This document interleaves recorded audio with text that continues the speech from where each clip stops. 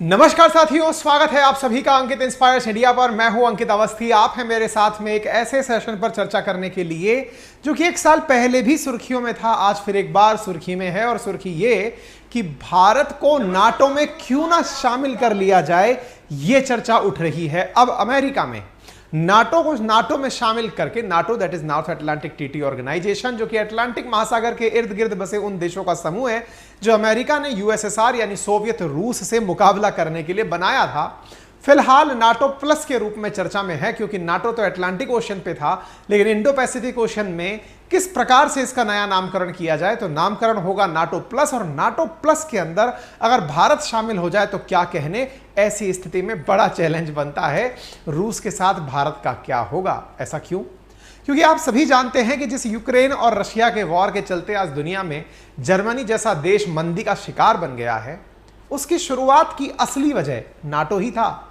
आज युद्ध का 458वां दिवस चल रहा है, लेकिन अगर आपको याद हो तो इसकी शुरुआत में 2021 का वो स्टेटमेंट जेलेंस्की का याद आता है जिस समय उन्होंने नाटो में जुड़ने की बात कही थी। Ukraine president says nation is ready to join NATO, यानी 2021 में इन्होंने इच्छा जाहिर की थी। परिणाम यह है कि आज उस इच्छा के परिणाम स्वरूप रिजल्ट्स में 458 दिन झगड़ते हुए हो गए हैं।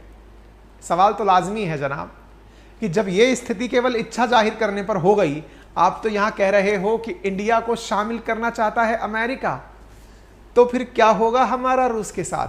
आज के सेशन में यही तो जानना है, और यह जानना जरूरी भी है क्योंकि पुतिन हेट्स नाटो।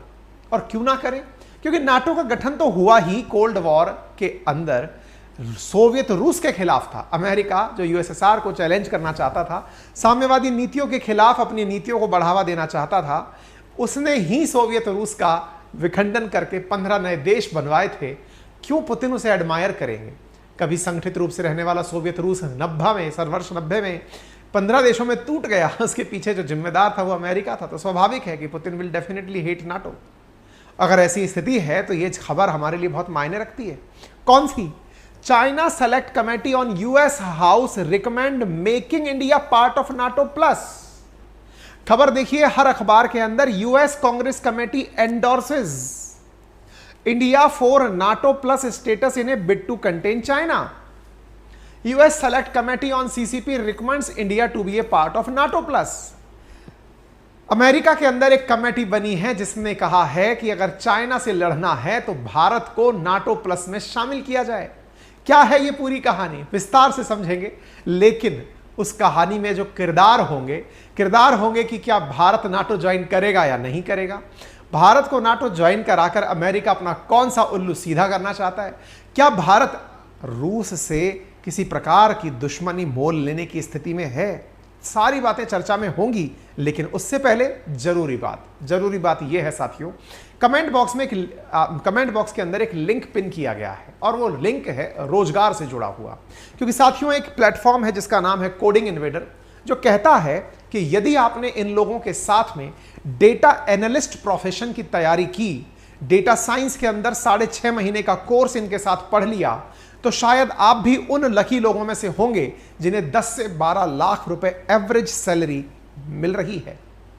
साथियों ये प्लेटफॉर्म ऑनलाइन माध्यम से कोडिंग के कोर्सेज सिखाता है, प्रॉपर तरीके से डाटा एनालिस्ट प्रोफेशन के अंदर आपकी महारत दिलाता है, और तो और इनका मानना है कि दुनिया में 2023 में डाटा एनालिसिस के अंदर 1 लाख से अधिक रोजगार होंगे।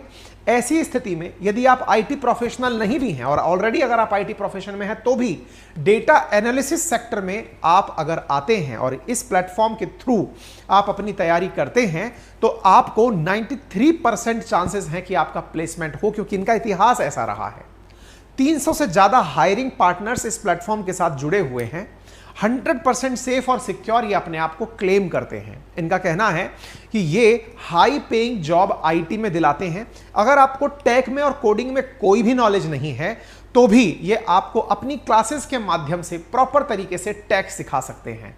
टेक्नोलॉजी सिखाने के लिए ये आपको 30 से अधिक प्रोजेक्ट्स कराते हैं, 1500 से अधिक असाइनमेंट्स कराते हैं, और हर वीक 2 लाइव सेशन लेते हैं। इन सबको सीखने के बाद 100% जॉब गारंटी की पॉलिसी लगते हैं, जिसके तहत इनका मानना है कि इनके अभी तक 20,000 से अधिक बच्चे प्लेस हो चुके हैं। इनके अंदर एवरेज पैकेज 7.5 लाख रुपए प्रति एनम का पाया गया है। ये कुछ उदाहरण हैं जिन्होंने हाल ही में डेटा एनालिसिस के अंदर जॉब पाया है। चूंकि आज 27 तारीख है, इसलिए इनके द्वारा दिए जा रहे इस कोर्स पर AII 27 नाम से डिस्काउंट भी दिया जा रहा है। यानी यदि आप जाकर के इनके लिंक जो कि मैंने कमेंट बॉक्स और डिस्क्रिप्शन में दिया है वहां से अपने लिए कोर्स बुक करते हैं तो आपको 27% डिस्काउंट मिलेगा शुरुआती 250 विद्यार्थियों को। साथियों, यदि आप में से कोई भी साथी है जो चाहता है कि उसे भी डेटा एनालिसिस सेक्टर के अंदर जुड़ना है तो इनके प्लेटफॉर्म से जुड़े, तो आपको ये AII 27 याद करके 27% डिस्काउंट भी ले लेना है। चलिए तो शुरू करते हैं पूरी कहानी विस्तार से। क्या है नाटो? जैसा मैंने आप सबसे कहा, द्वितीय विश्व युद्ध जब खत्म हुआ तो विश्व युद्ध के अंदर जीता कौन, इस बात को लेकर बहस छिड़ गई। बोले क्यों? क्योंकि युद्ध जीतने वालों में तो रशिया, अमेरिका, फ्रांस, ब्रिटेन ये सब एक साथ थे। हारने वालों में शामिल थे जर्मनी, जापान जैसे देश। ऐसी स्थिति में जीता कौन? तो सबने कहा मैं। बोले मैं कौन? बोले हम 4 देश हैं, चारों में कौन? तो ब्रिटेन और फ्रांस ने कहा जहांपना, जिसने हमें धन दे दिया वो विजेता। अमेरिका ने कहा तथास्तु, ये पकड़ो वर्ल्ड बैंक और ये पकड़ो IMF, इनसे जितना चाहिए पैसा ले लो, मेरी गुलामी बर्दाश्त करो। बोले जहांपना कबूल है, कोई दिक्कत नहीं है, आप तो हमारे ही एंसेस्टर हैं, कोई दिक्कत नहीं है, रखिए आप। इन दोनों ने तो अमीर मान लिया, धनवान मान लिया अमेरिका को। लेकिन एक देश और था जिसका नाम था रूस, और उस समय रूस हुआ करता था सोवियत संघ के नाम से। सोवियत संघ नामक उस देश ने कहा जनाब हम आपको बड़ा नहीं मान सकते, क्योंकि आपकी नीति है पूंजीवाद को बढ़ावा देना और हमारी नीति है साम्यवाद को बढ़ावा देना। मूलतः हम दोनों ही विचारों में एक दूसरे से बिल्कुल भिन्न हैं, और अगर मैंने आपको बड़ा मान लिया तो यह कहा जाएगा कि साम्यवादी विचारधारा पूंजीवादी विचारधारा से हार गई। इस विचारधारा की लड़ाई में दोनों ने ही अपने आप को ग्रेट अनाउंस कर दिया। द्वितीय विश्व युद्ध में शायद जो लोग मृतक थे उनका श्राप ही रहा होगा कि जीतने वाले लोग भी शांति से ना रह सके, और विजेताओं के बीच में अपनी विचारधारा को लेकर द्वंद्व छिड़ गया, और यह द्वंद्व शीत युद्ध के नाम से जाना गया। ये दोनों देश जो एक दूसरे की ताकत से भरपूर तरीके से परिचित थे, कभी आमने सामने तो युद्ध करने नहीं आए, लेकिन तैयारियां इस प्रकार से ही की कि अगर मौका मिला तो कभी एक दूसरे के सामने युद्ध अकेले ना कर पाए तो अपने साथ में गुट बना लेंगे। और इस गुटबाजी को अटलांटिक ओशियन के आर पार तैयार किया जा रहा था, क्योंकि अटलांटिक ओशियन के पूर्व में स्थित था यूरोप और उसके पश्चिम में स्थित था अमेरिका। इसलिए अटलांटिक ओशियन को ध्यान में रखते हुए अमेरिका ने एक संधि बनाई नॉर्थ अटलांटिक ट्रीटी ऑर्गेनाइजेशन के नाम से, जिसमें फिलहाल 31 देश हैं। अमेरिका ने अपने साथ 31 देशों का जमावड़ा कर लिया, यानी अमेरिका समेत 31 देश वर्तमान में हैं, जिनका उद्देश्य था कि यदि कभी भविष्य में सोवियत रूस से लड़ना पड़ेगा तो हम सब लोग एक साथ हो जाएंगे। क्या सोवियत रूस चुप रहा क्या? जी नहीं, सोवियत रूस ने भी अपनी स्ट्रेटेजी चली। उसने वार्सा पैक्ट नाम से गठबंधन बनाया, उसने भी अपने साथ देश जुड़े ताकि भविष्य में इन सब के साथ अगर कन्फ्रंटेशन हो तो उस मुकाबले को जीता जा सके। ये तस्वीरें हैं 1990 से पहले की, जब सोवियत यूनियन, जिसे आप कहते हैं सोवियत संघ, वो यूरोप में बहुत आगे तक फैला हुआ था। वार्सा पैक्ट के नाम से इसने गठबंधन किया हुआ था, WTO वार्सा ट्रीटी ऑर्गेनाइजेशन के नाम से आप उसे जानते हैं, जो कि नाटो के विपरीत बनाया गया था। लेकिन साथियों, अमेरिका की कूटनीतिक प्रयास, क्योंकि पूंजीवाद के पास जो धन है उसने सेंधमारी सोवियत रूस में कर दी। परिणाम यह निकला कि 1990 में यह बड़ा सा देश 15 देशों में टूट गया, और 15 देशों में टूटने के बाद जो नाटो पहले तक बहुत सीमित था वो बहुत करीब तक सोवियत रूस के पहुंच गया। ये तस्वीरें पर्याप्त मात्रा में ये बताती हैं कि वर्ष 2009 और 1990 में कितना परिवर्तन आया, और आज तो परिवर्तन लिमिट क्रॉस कर चुका है, क्योंकि अब नाटो में 31 देश हैं। ताजा जुड़े हुए देश के अंदर यहां फिनलैंड है, जो 2023 में ही जुड़ा है, जिसका मूल वजह रशिया यूक्रेन कॉन्फ्लिक्ट ही है। ऐसी स्थिति में फिर एक बड़ा सवाल बना कि अगर ये स्थितियां हैं तो अब तो सोवियत रूस बचा ही नहीं। जिससे लड़ने के लिए नाटो बना था वो नाटो तो अब होना ही नहीं चाहिए। लेकिन जनाब, अब तुम लायक नहीं रहे तो क्या हुआ, हम अपना दुश्मन बदल लेंगे। परिणाम भी यही निकला। साथियों, अमेरिका ने सोवियत रूस से कहा कि अब तुम ना लड़ पाओगे हमारे साथ, अब हमारा झुंड बहुत बड़ा हो गया है, हमें अब दूसरा दुश्मन ढूंढना होगा, क्योंकि तुम तो अब टॉप 5 इकोनॉमीज में भी शामिल नहीं हो, छोड़ देते हैं तुम्हें, कोई दिक्कत नहीं है, दूसरा देश तलाशते हैं। दूसरा देश तलाशने निकले, क्योंकि दुनिया में कहा गया कि तरक्की का एक सबसे बड़ा तरीका है, और वो क्या है, अपने सामने कंपटीशन बहुत जरूरी है। किससे कंपटीशन चल रहा है, आपका पीयर ग्रुप क्या है, आप किससे लर्निंग ले रहे हैं और किसको सिखा रहे हैं, यह बहुत ज्यादा जरूरी है। और ऐसी स्थिति में इस पीयर कंपटीशन के लिए यहां पर दुश्मन बदला गया, बदल करके सोवियत रूस को तो रखा ही गया, एक और नया दुश्मन शामिल किया गया जिसका नाम चीन था। साथियों, ये चाइना नामक दुश्मन जो यहां पर विराजमान है, अब इसे नया टारगेट मिल गया। हालांकि ये पूरा अटलांटिक ओशन है जिसके इर्द गिर्द नाटो बना था। अब दुश्मन नंबर 2 चाइना हो चुका था, तो चाइना से निपटने के लिए फिर और लोग चाहिए थे। गठबंधन को बड़ा करने की लालसा जगी, अवधारणा का जन्म हुआ, नाम बना नाटो प्लस। कारण साफ था, क्योंकि नाटो अटलांटिक ओशन के इर्द गिर्द ही संभव था, इसलिए इंडो पैसिफिक क्षेत्र में चीन से टक्कर देने के लिए अवधारणा बनी नाटो प्लस की। जस्ट लाइक ओपेक से ओपेक प्लस, ऐसे ही नाटो से बना नाटो प्लस। नाटो प्लस में अमेरिका ने अपने साथ 5 देशों को जोड़ा, यानी कि जो देश ऑलरेडी हैं उनके साथ 5 और देश जोड़े गए। उन 5 देशों में शामिल थे ऑस्ट्रेलिया, न्यूजीलैंड, जापान, इजराइल और साउथ कोरिया। इन देशों को जोड़ा क्यों गया?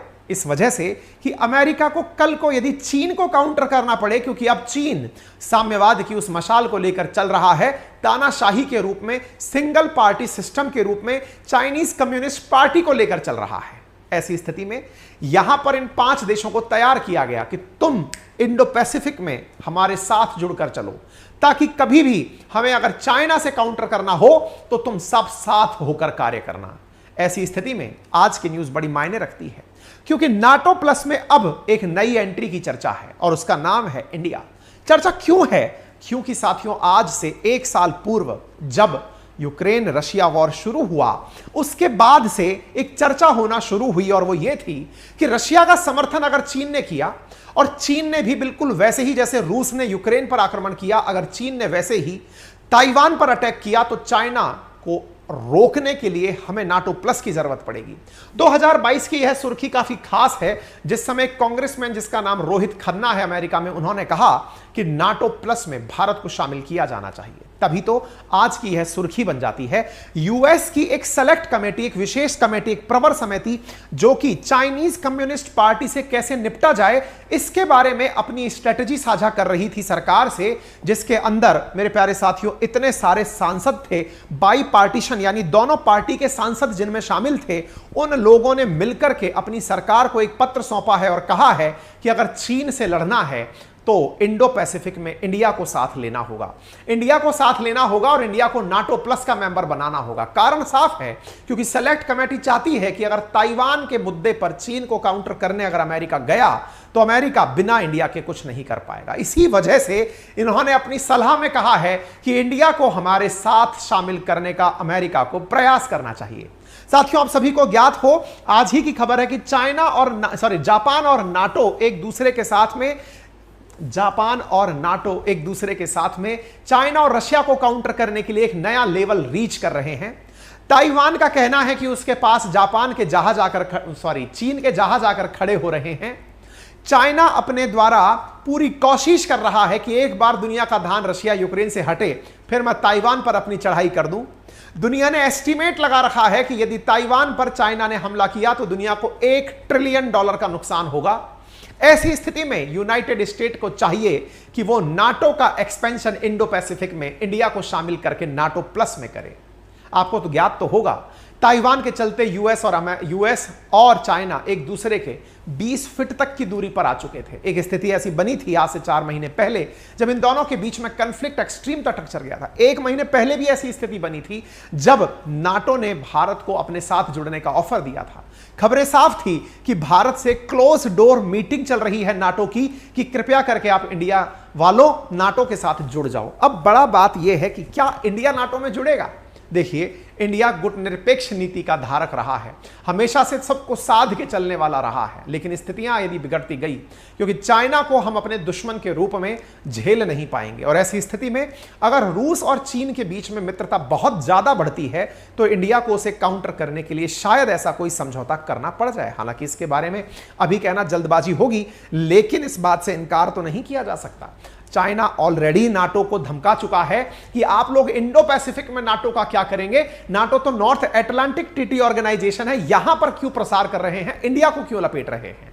पुतिन भी इस मामले में खफा है और पहले भी यहां के जो सर्गे लेवरोव हैं वो कह चुके हैं, उनका तो कहना रहा ही है कि इंडिया को ये एंटी चाइना और एंटी रशिया ग्रुप में शामिल करने का प्रयास कर रहे हैं।